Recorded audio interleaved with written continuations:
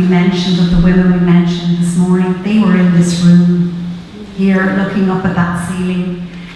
And I suppose I myself, my granddad and my granduncle were here, and that feels, you know, very special to me. And I suppose there's other people here today who had relatives who stood in this room as they awaited their faith. And up in the balcony behind you, if you look up there, there's a balcony, and up there you had the British military and the DMP Secret Service.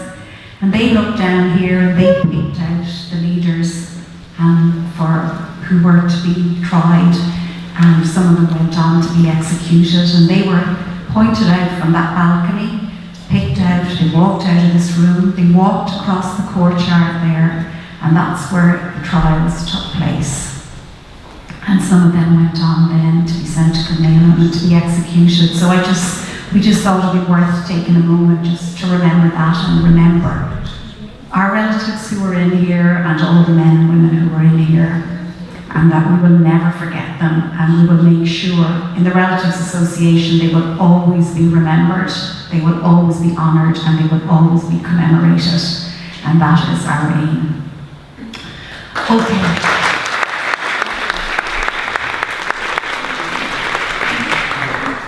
So to start back this evening, we have a short performance from a women's voluntary group called Flames Not Flowers, and they're from the Family Resource Centre, St Michael's Estate, which is very close to where we are. And they're a group of community workers and locals, and who came together to create the group Flames Not Flowers, and they actually performed at numerous venues during the centenary year 2016, including an event on the 8th of March, International Women's Day in 2016, and they performed an event to commemorate the women of the Easter Rising, and also they were part of Easter Monday 2016. They performed throughout the streets of Dublin on that day. And so today's performance is going to capture the essence of 100 years of women's history and struggle in Ireland from 1918 until today. Here they come.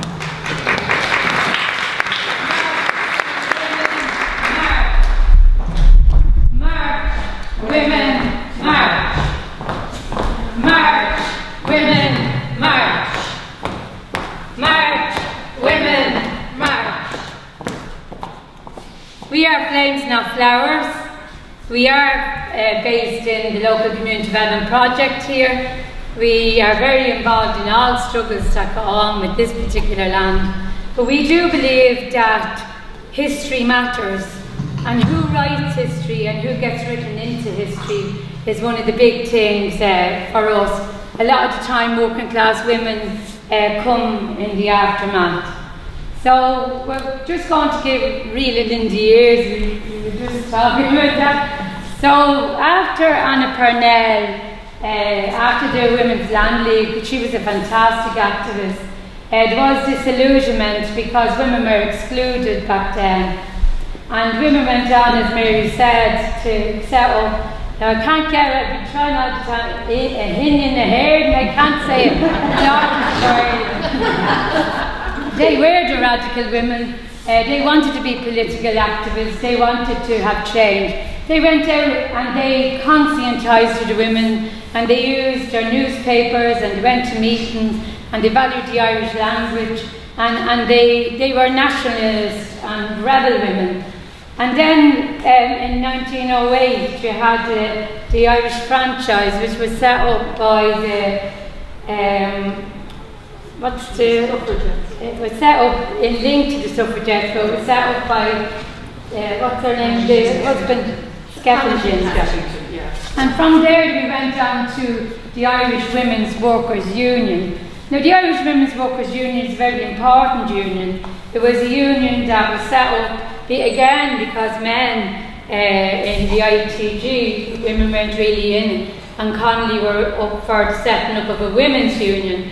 And that women's union fought for the rights of the conditions of women in the workplace. They fought for higher wages, and they fought for our holidays, and they won holidays later on. They won 2 weeks holidays for every worker in Ireland, and their song was outside the laundry we put up the fight for a fortnight's holiday. They said we had to strike, and we kept on marching up and down as we always did for half a crown. We are a fighting people, we will not be kept down.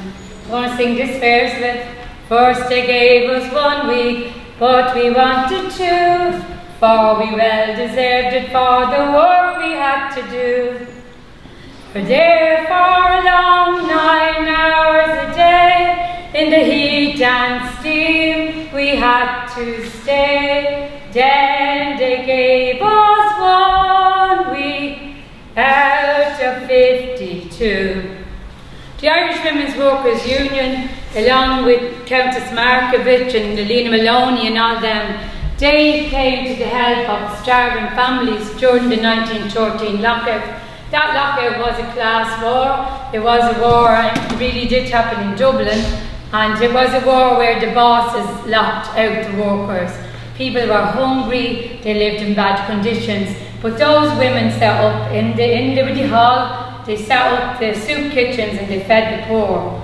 And after that they joined 1914 with the Cumann women, but they were Citizens' Army's women. That's why we carry the Citizens' Army flag. And they marched the streets of Dublin at night, and they did all the things that had to be done to prepare for the 1916 rising. So their role was in there just along as all our roles out here in the community doing the work. So 1916 came, and the women, as Mary said this morning, and there was probably more than 300 women involved, but they're the ones that, you know, they might know. But like, women carried guns up their skirts, they were snipers, they were doctors. Up here, the Taunton Heights is named after Bridget Taunton. She was a doctor down in the courts. They were dispatchers. They were nurses who carried the messages or the different things off the piers and that. So they played very serious roles in 1916.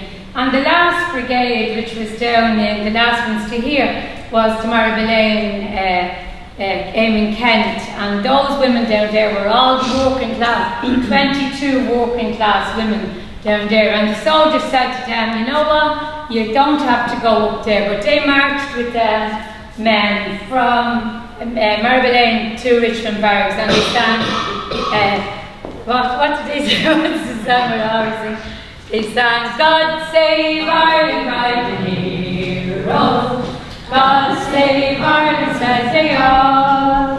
Better on the scaffold high, or the battlefield we die. Oh, what matters if for Ireland there we fall. So the 77 women were held here. As they say, there was 2 rooms up there. A number of them was up there, and then they were moved down to Kilmainham Jail. And some of them remained in the jail, some of them were let out after 2 days, 3 days, or 4 days. But then in 1917 and into 1918, they continued they collected the money for the prisoners, they fed families, they carried things on trains, they went all over the place. And then in 1918, under Lorna Ban, the women of Ireland, and again with the Irish Women's Workers' Union, they actually organised a pledge not to sign Irish men to go to war, to the First World War. The women delivered that pledge all around Ireland. So we also had the Countess elected, and then she became Minister of Labour. And then by 1922, although as Mary said, in 1918 when they got the vote in England, it wasn't until after 30 years they had to be property owners. But in 1922 here, in the Constitution, all men and women over the age of 21 got the right to vote here. And then we get into really dark years, because 1923, what they did in 1923 was they arrested 500 women under the Emergencies Act. And they arrested them because of not what they did, but what they could do. They were suspect women. They were the unmanageable revolutionaries. They were put in Kilmainham in jail and moved over to the North Side Union. And then in 1925, the Civil Service Act meant that all the women who worked in civil service got very, very, very, very low wages. And so their conditions weren't good. So we were going backwards. What was progression was now regression. And then by 1927, we had the Juries Act, where they prevented women from becoming juries. And both sides of the treaty, both civil side, both women from anti and for, they fought very hard, but they still found a loophole that only allowed the possibility of women who own property to apply to become on juries. We're in 1932, the marriage ban on school teachers. Women are forced out of the workforce as the civil service. Women living in their own country are no longer employed as their counterparts in other countries. 1935, contraception ban. State and church ban contraceptives. 1937, the Irish Constitution, Article 41, a woman's place is in the home. The years get darker and darker, 40s, 50s and 60s. The church rules over women's autonomy. Industrial schools, Magdalen laundries, mothers and babies' homes are now part of society. Children are taken from their mothers by church and state and forced into adoptions in both Ireland and overseas. 1969 to 1980, the second wave feminism. Brenda Devlin, who took part in the Derry Bogside barricades, was the youngest ever woman to be elected as MP.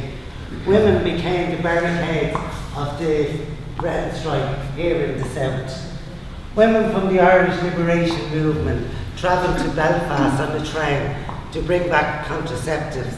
On their return, chants of "Let them through" and "Force the Constitution" could be heard. The marriage ban was lifted. It was enforced in 1932. It prevented married women, from working in the public sector. The sales of contraceptives was allowed, but only if you had a prescription from your GP. The 1980s, the 8th Amendment was written into the Constitution. Condoms and spermicides were sold freely to people over the age of 18 without a prescription. I just have no glass of it. As the way it continued, women were invisible in Irish society. The man had all the rights in the marriage. And as the way it did continue again, as it keeps continuing, remember that, the women are always going to come up. The women of Ireland found their voice as well as their rights. Right? So that's the end of Kathy's bit because we have to kind of last. Right. So then in 1990, marital rape outlawed and recognised. The first female president, which was Mary Robinson, was elected, and the ban on divorce repealed. Now we're into a decade, my decade. Sorry, they're not my decade. You know what I mean? My mind. Yeah. So now we're into the 2000s, right? The Magdalen women recognised and received by President Michael D. Higgins in Ireland and earlier on this year, because I remember that. The gay marriage referendum also was passed in 2015, and the 8th Amendment was only passed this year, as you all know. So, as I said, the women are on the move in this culture and will stay on the move for the future. So,